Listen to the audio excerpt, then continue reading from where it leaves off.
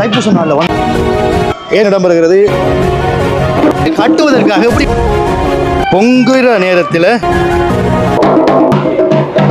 இலங்கையினுடைய மிக பிரம்மாண்டமான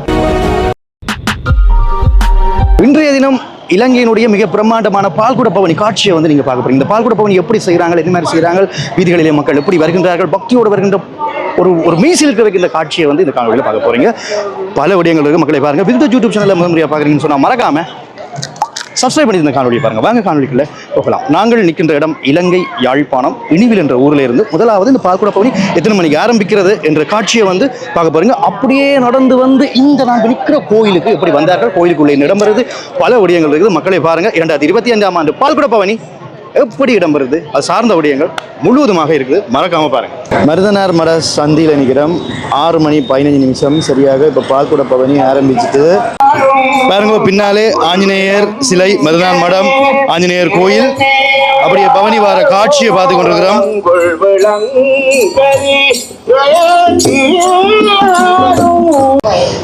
மருதனார் மடத்திலிருந்து காலையில் இருந்து பால்குட பவனி செல்கின்ற அந்த பிரம்மாண்டமான காட்சியை பார்த்து கொண்டிருக்கிறோம். எவ்வளவு பக்தர்கள் இனிவில் கந்த சுவாமி நோக்கி அப்படியே படை எடுத்து செல்கின்றார்கள் பாருங்க. பால்குடங்களோட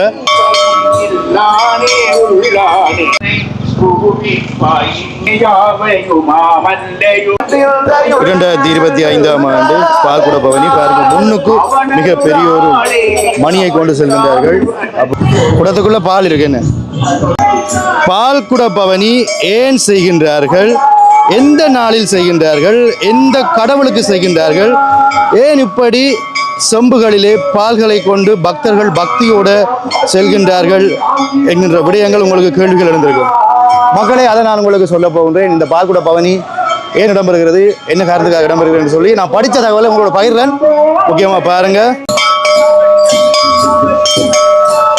2025ஆம் ஆண்டு பால்குட பவனி இப்பொழுது இடைவில் கந்தனை நோக்கி நகர்ந்து கொண்டிருக்கிறது.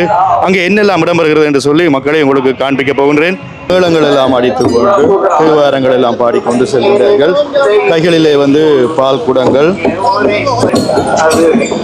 அப்படியே பார்த்தீங்கன்னு சொன்னால் கையில் வந்து பண்டம் என்று நினைக்கிறேன், மஞ்சள் துணியால் அகட்டி அப்படியே அதில் நெற்புதிர் வந்து வைத்திருக்கிறார்கள் பாருங்க. அப்படியே இங்கால வந்து 2 குடங்களை அதாவது காவடி மேல வைத்து அதிலே ஒருவர் வந்து கொண்டிருக்கிறார். மக்களே,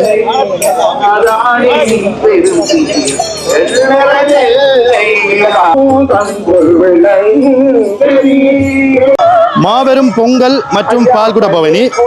இங்க பால்குட பவனி மட்டுமில்ல, உள்ளுக்க பல விடயங்கள் இடம்பெற போகிறது. முதலாவது இந்த பால்குட பவனி எங்க இருந்து ஆரம்பிக்குது அப்படின்னு சொன்னா, நீங்க ஆரம்பத்திலே பார்த்துருப்பீங்க, மருதனார் மடம் பல்லப்ப வைரவர் கோயிலில் இருந்து அனளவா ஒரு 2.5 கிலோமீட்டர் தூரம் இருக்கிற வரைக்கும் பக்தர்கள் இப்படி நடந்து சென்று இனிவில் கந்த சுவாமி கோயில் என்ற ஒரு பிரபல்யமான பழமையான கோயில் ஒன்று இருக்கிறது. அங்கே இந்த பால்குட பவனியை எடுத்து செல்வார்கள். அதுக்கு பிறகு பாரம்பரியமாக பொங்கல் எல்லாம் இடம்பெறும்.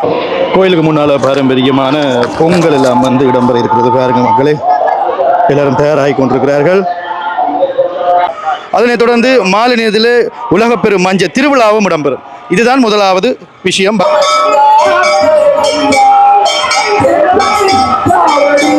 பவனி கோயிலை நோக்கி செல்லுகின்ற அந்த பக்தி பூர்வமான காட்சியை பார்த்து கொண்டிருக்கிறோம். நாங்கள் நிற்கிறது காங்கேசந்துறை வீதி, இனிவில் கந்த சுவாமி கோயிலுக்கு இதால் தான் வந்து போறது.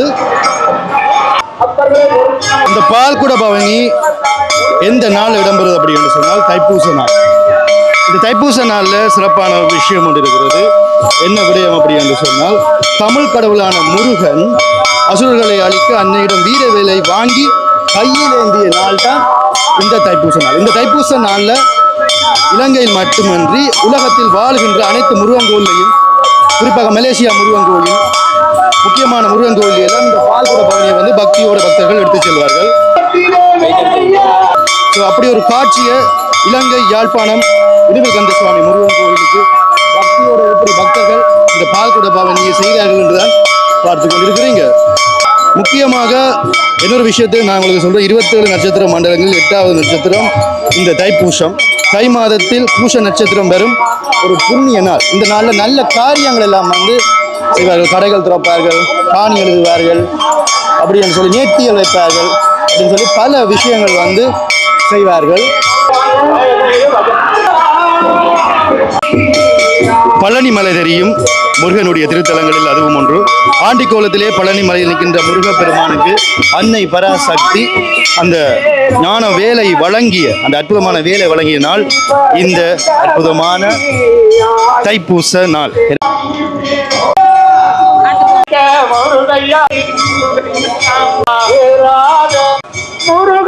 எனவே மக்களே, தைப்பூச நாள்ல இப்படி பால் குடம் ஏந்தி நீங்கள் ஒரு காரியம் நிறைவேறணும் அப்படி என்று சொல்லி பக்தியோட இந்த பால் குடம் எடுத்தீங்க அப்படி என்று சொன்னால் குறிப்பாக பெண்களுக்கு அந்த நேர்த்திகள் நிறைவேறும் என்பதுதான் ஐதீகம், நம்பிக்கை. அதுதான் பக்தர்கள் எல்லோருமே பக்தியோட பாருங்க இணுவில் கந்த சுவாமி கோயிலுக்கு இப்படி நேர்த்தி வச்சு எடுத்துக்கொண்டு செல்கின்றார்கள்.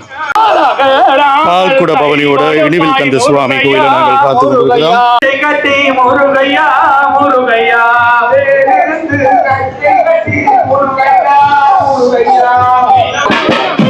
நிறைய காவடிகள் எல்லாம் இந்த தைப்பூச நாள்ல வந்திருக்குது மக்களே. கந்த சுவாமி கோயிலுக்குள்ள பக்தர்கள் செல்லுகின்ற அந்த அற்புதமான காட்சியை நாங்கள் இந்த காலை வேளையிலே பார்த்து கொண்டிருக்கிறோம். இணுவில் கந்த சுவாமியின் கோயிலினுடைய தெற்கு வாசல்ல நாங்கள் நிற்கிறோம். பக்தர்கள் பக்தியோட கோயிலை சுற்றுகின்ற காட்சியை பார்த்து கொண்டிருக்கிறோம். மக்களே, இப்போ புதிர் எடுத்து கொண்டு வந்து கொண்டிருக்கிறாங்க. புதிர் எடுக்கிற காட்சியை நாங்கள் பார்த்து கொண்டிருக்கிறோம். அதாவது பாரம்பரியமாக வயலுக்கு சென்று குதிரை எடுத்துக்கொண்டு வந்து கொண்டிருக்கிறார்கள். பார்த்தாலே உங்களுக்கு தெரியும். அப்படியே பாருங்க, ஆலயத்தோடு நாங்கள் குதிரை பார்த்து கொண்டிருக்கிறோம். ஐயா பக்தியோட இப்படி வளமையாக செய்கின்ற ஒருவர் முருகன் கோயில் ஐயாவை நீங்கள் காணலாம். இப்போ நாங்கள் அப்படி ஆலயத்துக்குள்ளே செல்ல போகிறோம். இணுவில் கந்த சுவாமி கோவில், இலங்கை, யாழ்ப்பாணம். பார்த்தீங்களா, ஐயா இப்படி வளமையாக செய்வார், பக்தியோட செய்வார். வணக்கம், அப்படி இருக்கிறீங்க?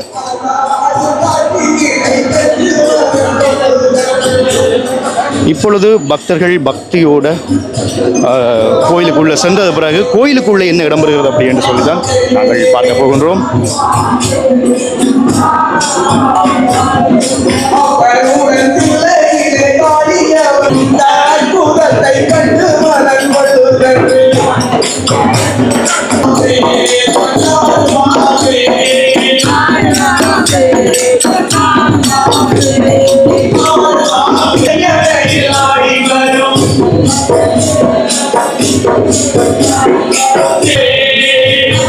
ஆலயத்துக்குள்ள நாங்கள் வந்துட்டோம். முக்கியமா உள்ளுக்குள்ளே அபிஷேகம் இடம்பெறுதான். அந்த காட்சியை உங்களுக்கு நான் காண்பிக்க போகிறேன். இவ்வளவு பக்தர்கள் வந்திருக்காங்கன்னு சொல்லி பாருங்க.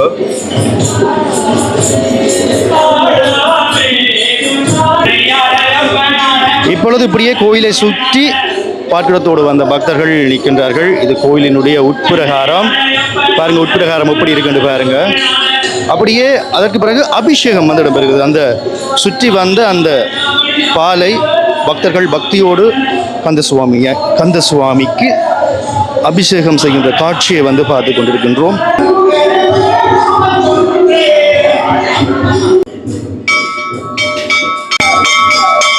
காலை சூரியன் மேலே எழும்புற நேரத்தில் அப்படியே நாங்கள் மேற்கு வாசல் வீதியில் நிற்கிறோம். பக்தர்கள் பக்தியோட கோயிலை சுற்றி, இதில் பின்னாலே ஒரு கோயில் இருக்குது, அதையும் சுற்றி வருகின்ற காட்சியை பார்த்து கொண்டிருக்கிறோம். மறுபடியும் ஆலயத்தினுடைய கிழக்கு வாசல் வீதிக்கு வந்துவிட்டோம். இப்படி ஆலய குருக்கள் அப்படியே பக்தர்கள் கைகளிலேயும் தலைகளிலேயும் கொண்டு வந்த பக்தியோடு கொண்டு வந்த பாற்குடங்களிலே இருக்கின்ற பாலை அப்படியே பாருங்க, 6 கைகளோடு இருக்கிற அப்படியே சேவர் கொடியோடு இருக்கிற கந்த சுவாமிக்கு அபிஷேகம் செய்கின்ற அற்புதமான காட்சியை நாங்கள் பார்த்து கொண்டிருக்கின்றோம். கோயிலை சுற்றி எவ்வளவு பக்தர்கள் இருக்கிறார்கள் அப்படின்னு சொல்லி பார்க்க போகின்றோம். பாருங்க,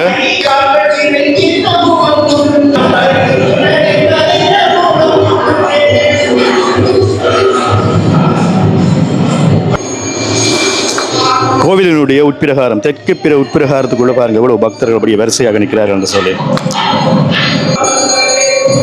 இது அப்படியே மேற்கு பிரகாரம்.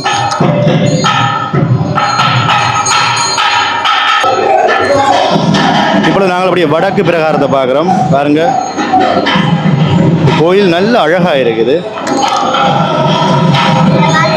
குதிரை எடுத்து எப்படி ஆலயத்துக்கு செல்கின்றார்கள் என்று சொல்லி பார்த்து கொண்டிருக்கிறோம் மக்களே.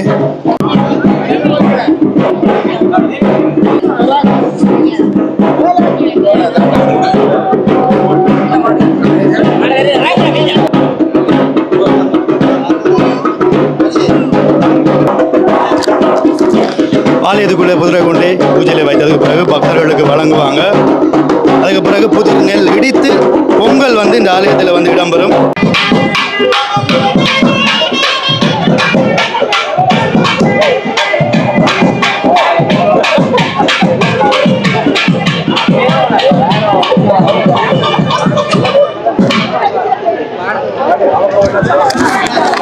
இன்றைய தினம் பாருங்க, அப்படியே ஆலயத்துக்கு முன்னால வந்திருக்கிற காவடிகளை வந்து நாங்கள் பார்த்து கொண்டிருக்கிறோம்.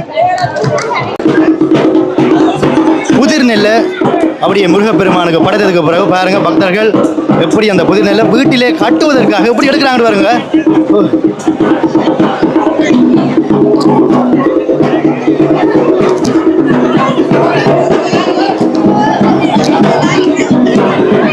புதிர் நெல்லை எடுப்பதற்காக பக்தர்கள் பக்தியோடு எடுக்கிற காட்சியை வந்து பார்த்து கொண்டிருக்கிறோம். ஸோ இது இந்த இப்படியான மரபு ரீதியான நிகழ்வுகளை விதிடோட் காட்டுறதில் சந்தோஷப்படுறேன்.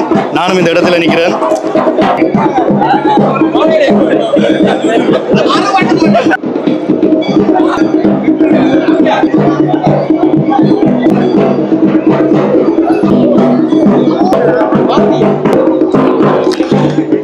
புதிர் நெல்லை எடுத்ததுக்கு பிறகு பொங்குற அந்த பூஜை முறைகள் இப்பொழுது இடம்பெற இருக்கிறது. பாருங்க, மீளமெல்லாம் அடைத்து இப்பொழுது பொங்க போகின்றார்கள். பாரம்பரியமாக வந்து அந்த புதிர் நெல்லை வந்து இடிப்பார்கள். 1200 பானைகள் வைத்து பொங்குவார்களாம். பாருங்க,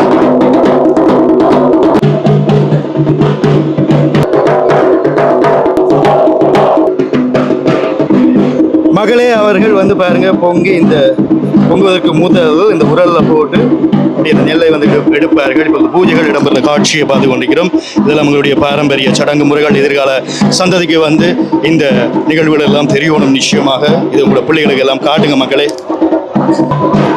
அதே நேரத்தில் பாருங்க, இங்கால வந்து மக்கள் பொங்குவதற்காக தயாராகி கொண்டிருக்கிறார்கள்.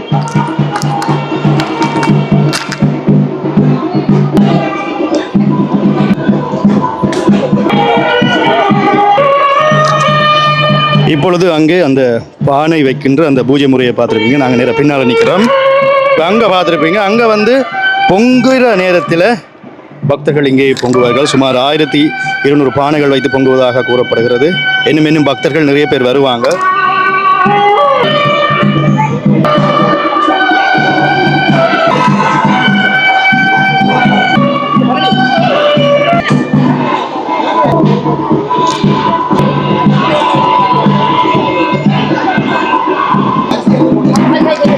பாருங்க, இப்போ அந்த புதிர் நெல்லை வந்து இடிக்கின்றார்கள். இடித்து இதில் பொங்குவார்கள்.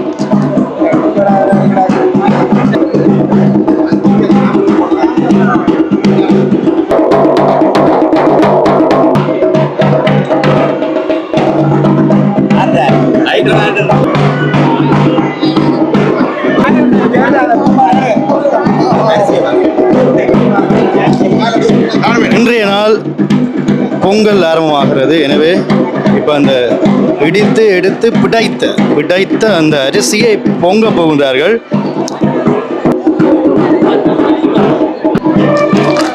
அதே நேரத்தில் இங்கே வந்து பொங்கல் ஆரம்பமாக போகிறது. இதுதான் எங்களுடைய மக்களினுடைய பண்பாடு, கலாச்சாரம், மரபு ரீதியான பூஜை முறைகள், சடங்கு முறைகள். மக்களே பாருங்கோ, இதெல்லாம் இன்று வரைக்கும் நடந்து கொண்டிருக்கிறது. சில இடங்களில் மறைந்து கொண்டிருக்கிறது. எனவே இந்த காணொலியை பார்த்துருப்பீங்க மக்களே. இதுக்கு பிறகு பொங்குவார்கள், படைப்பார்கள். இதை உங்களுக்கு வழங்கினதில் ரொம்ப சந்தோஷம். இல்லை நிற்க நல்ல ஒரு வைப்ரேஷன் ஆகிருக்குது. நிறைய மக்களை சந்தித்தேன், கதைச்சேன். எல்லோரும் என்னோட உரையாடி இருந்தாங்க. மகிழ்ச்சி. ஜூக்கையில் இருந்தெல்லாம் ஒரு அண்ணா வந்திருந்தார். இதை பார்க்குறதுக்குண்டே அவர் வந்திருந்தார். மக்களே பாருங்கள், இப்போ வந்து இந்த பாலை வந்து ஊற்ற போகிறார்கள். ஊற்றி இதில் பொங்க போகின்றார்கள். அரிசியை வந்து போடுகின்றார்கள். பாருங்கள் மக்களே. இனி எதுக்கு பிறகு பொங்கல் வந்து இடம்பெற்று படைத்து இறைவனுக்கு படைத்ததுக்கு பிறகு மக்களுக்கு வந்து கொடுப்பாங்க. பாருங்க, நாங்கள் அப்படியே விடவர்றோம். மாலை நல்லூர் கந்தனுடைய காணொளி இருக்கிறது. எல்லாம் பொங்க தயாராகிவிட்டார்கள். பாருங்க மக்களே,